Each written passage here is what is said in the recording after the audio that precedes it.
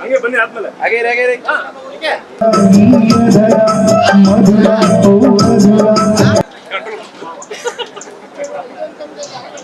Thank you.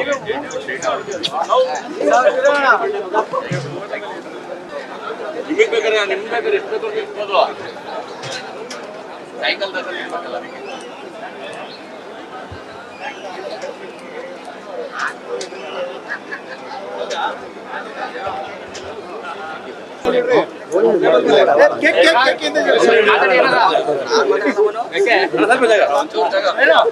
Tejas ಹುಟ್ಟುಹಬ್ಬದ ಶುಭಾಶಯಗಳು.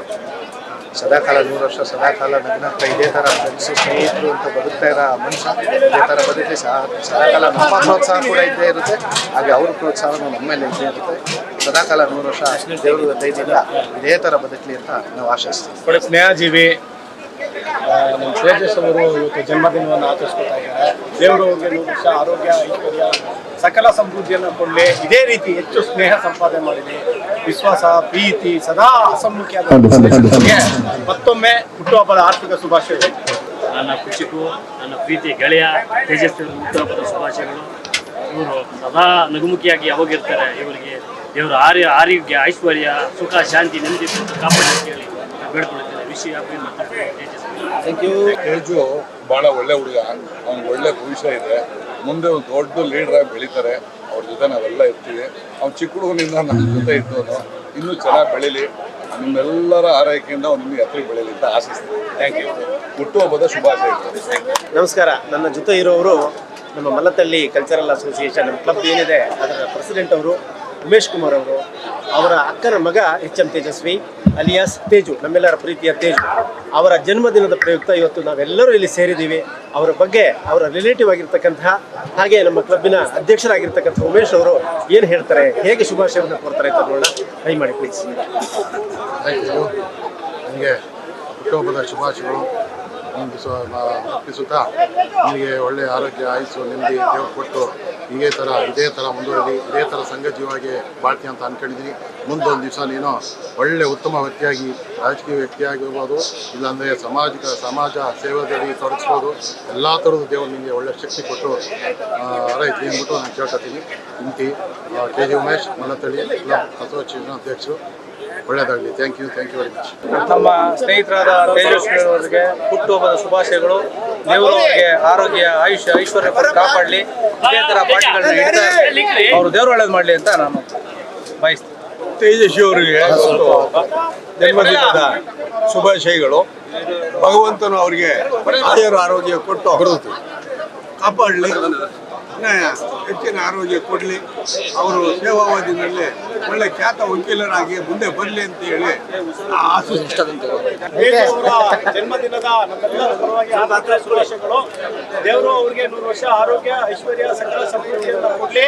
ಮುಂದೆ ಯಾವಾಗಲೂ ಎಲ್ಲ ಸ್ನೇಹಿತರೊಂದಿಗೆ ಹಸನ್ಮುಖಿಯಾಗಿ ಸಂತೋಷ ಪ್ರೀತಿಯಿಂದ ಇದ್ದೆ ಅಂತ ಹೇಳ್ತಾ ನಮ್ಮೆಲ್ಲರ ಪರವಾಗಿ ಮತ್ತೆ ಪುನಃ ಅವ್ರಿಗೆ ಜನ್ಮದಿನದ ಶುಭಾಶಯವನ್ನು ಕೊಡ್ತಾ ಇದ್ದೀನಿ.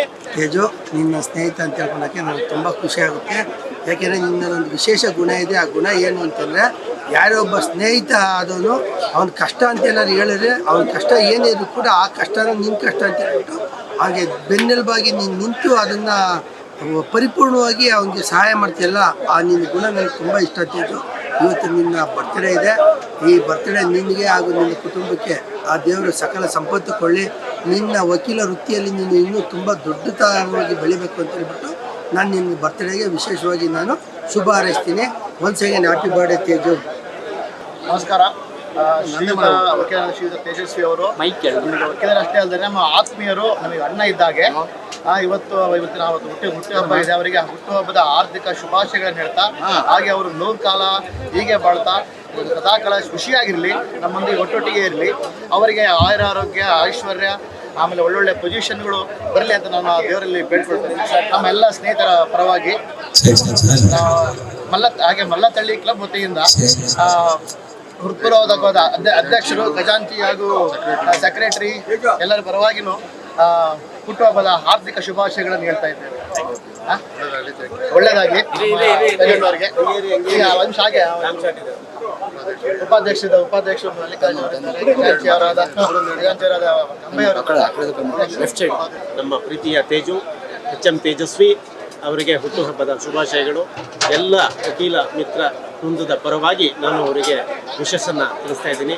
ಹಾಗೆ ನಮ್ಮ ನ್ಯಾಷನಲ್ ಟಿವಿ, ನಾನು ನ್ಯಾಷನಲ್ ಟಿವಿ ಲೀಗಲ್ ಅಡ್ವೈಸರ್ ಆಗಿ ನಮ್ಮ ನ್ಯಾಷನಲ್ ಟಿವಿಯ ಪರವಾಗಿಯೂ ಕೂಡ ಅವರಿಗೆ ಈ ಮೂಲಕ ಹುಟ್ಟುಹಬ್ಬದ ಶುಭಾಶಯಗಳನ್ನು ಮತ್ತೊಮ್ಮೆ ತಿಳಿಸ್ತಾ ಇದ್ದೀನಿ. ಅವರಿಗೆ ದೇವರು ಒಳ್ಳೇದು ಮಾಡಲಿ. Thank you. ಟಿವಿ ಕಡೆಯಿಂದ ಹುಟ್ಟುಹಬ್ಬದ ಶುಭಾಶಯಗಳು. ಇವತ್ತು ನಿಮ್ಮ ಜನ್ಮದಿನೋತ್ಸವ, ಇಷ್ಟು ಜನ ಸ್ನೇಹಿತರೆಲ್ಲ ಬಂದು ನಿಮಗೆ ಶುಭ ಕೋರ್ತಾ ಇದ್ದಾರೆ, ಹೇಗನ್ಸ್ತಿದೆ? ತುಂಬ ಖುಷಿಯಾಗುತ್ತೆ. ಇದು ಹೇಳಕ್ಕಾಗಲ್ಲ, ಪ್ರತಿ ವರ್ಷನೂ ಈ ಥರ ಮಾಡ್ಕೋತಾ ಇದ್ದೀವಿ. ಈ ಎಲೆಕ್ಷನ್ ವಿಚಾರ ಅಂತ ಇದಕ್ಕೆ ಯಾವುದು ಹಣೆಪಟ್ಟಿ ಬೇಡ, ಪ್ರತಿ ವರ್ಷನೂ ಈ ರೀತಿ ಮಾಡ್ಕೋತಾ ಇರ್ತೀನಿ. ಆದರೂ ನಮಗೂ ಒಂದು ಮನುಷ್ಯನ ಮೇಲೆ ಒಂದು ಆಸೆ ಅಂತ ಇರ್ತದೆ, ಏನೋ ಒಂದು ಚಿಕ್ಕ ಒಂದು ಸ್ಥಾನಕ್ಕೆ ಹೋಗೋಣ ಅಂತ ಒಂದು ಆಸೆ ಇದೆ. ನೋಡೋಣ, ಎಲ್ಲ ನಮ್ಮ ವಕೀಲರುಗಳು ಸಹಕಾರ ಕೊಟ್ಟರೆ ಅದನ್ನು ಸ್ವೀಕರಿಸ್ತೀನಿ, ಬರೇನೋ ತಿರಸ್ಕಾರ ಮಾಡ್ರೆ ಅದನ್ನೂ ಸ್ವೀಕರಿಸ್ತೀನಿ. ಅದನ್ನ ಬಿಟ್ಟು ಇನ್ನೇನು ಹೇಳೋಕ್ಕಾಗಲ್ಲ.